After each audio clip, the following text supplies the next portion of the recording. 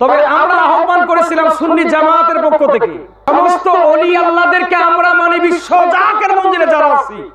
আপনি চারটা তরিকা কাদরিয়া বলেন, চিশতিয়া বলেন, নকশবন্দি বলেন, মুজাদ্দিদিয়া বলেন, যে কোনো তরিকা, মূলত তরিকার শাখা বলেন, শাখার প্রশাখা বলেন, যে কোনো তরিকায় আপনি থাকেন না কেন, মূলত তরিকা হলো দয়াল নবী রাসূল পাক সাল্লাল্লাহু আলাইহি ওয়াসাল্লামের তরিকা। আর এই তরিকার শিক্ষা তো ওলি আল্লাহরা দিয়েছেন। চিৎকার মেরে বলেন ঠিক কি না? আমার কথা, পীর যার যার সুন্নিয়াত সহ, এই সুন্নিয়াতের খেদমত করার জন্য আমি যে আগ্রহী হতে পারি, উনি প্যারাডাইস পাড়ার হইতে পারে, উনি শম্ভুগঞ্জের হইতে পারে, উনি চিশতিয়ার হতে পারে, উনি ভান্ডারির হতে পারে, উনি কাদরিয়ার হতে পারে, উনি রিফাইয়ার হতে পারে, যে কোনো দরবারের হয় না কেন, আমাদের মূল টার্গেট হলো দয়াল নবী রাসূল পাক সাল্লাল্লাহু আলাইহি ওয়াসাল্লাম। চিৎকার মেরে বলেন আল্লাহু আকবার। সুন্নিয়াত মনে হয় নিভে গিয়েছে। বাংলাদেশটা হলো অরিজিনাল সুন্নিয়াতের দেশ। দেশে যদি বড় গলায় কথা বলে ওলি আল্লাহরা বলবে, এ দেশে যদি কেহ কথা বলে এই ওলি আল্লাহদের পক্ষ থেকেই বলবে। এ দেশে যদি কারো কথা মানতে হয় ওলি আল্লাহদের কথাই আমরা মানবো।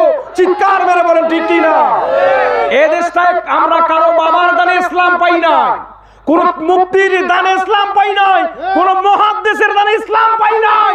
এই দেশে আমরা যাদের দানে ইসলাম পেয়েছি তারা হলো আল্লাহর ওলি সকল, তারা হলো আল্লাহর ওলি সকল, তারা হলো নাইবে নবী ওয়ারিসাতুল আম্বিয়া। চিৎকার মেরে বলেন আল্লাহু আকবার। সমস্ত পীর মাশায়েখ সুন্নিয়াত এক হয়ে গিয়েছে।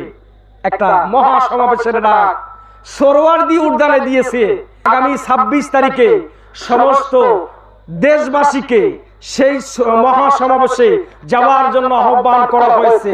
সুন্নিয়াতকে এক করে বিশেষ করে একটা ইঙ্গিত নিয়ে যাবেন মদিনাওয়ালার পক্ষ থেকে আল্লাহর ওলিদের একটা দিক নির্দেশনা। সেটা হলো সেই কারবালার ময়দানের একটা যে প্রতিহিংসামূলক যেভাবে হোসাইনকে তারা শহীদ করে দিয়েছে, এই শাহাদতের যে একটা পুঁজি বদলা হবে, এই পুঁজি বদলার পক্ষ নিয়ে আমরা আবারও সেই ইহুদি নাসারাদের সঙ্গে বেদিনদের সঙ্গে একটা হিসাব মেলানোর জন্য, ফিলিস্তিনের পক্ষে কথা বলার জন্য, গাজার পক্ষে সোচ্চার হয়ে দাঁড়ার জন্য আমরা মুসলমানদের উদ্দেশ্যে আহ্বান করতেছি। চিৎকার মেরে বলেন ঠিক কি না?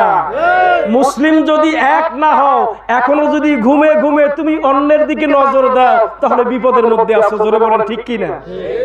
এইটা আমাদের মাঝে দেখা দিয়েছে। আসুন আমরা সেই গাজাবাসীর জন্য, সেই ফিলিস্তিনের জন্য আমরা দোয়া করব। আজকে ফিলিস্তিনের দুরবস্থা, যেই দেশে মসজিদে আকসা যেই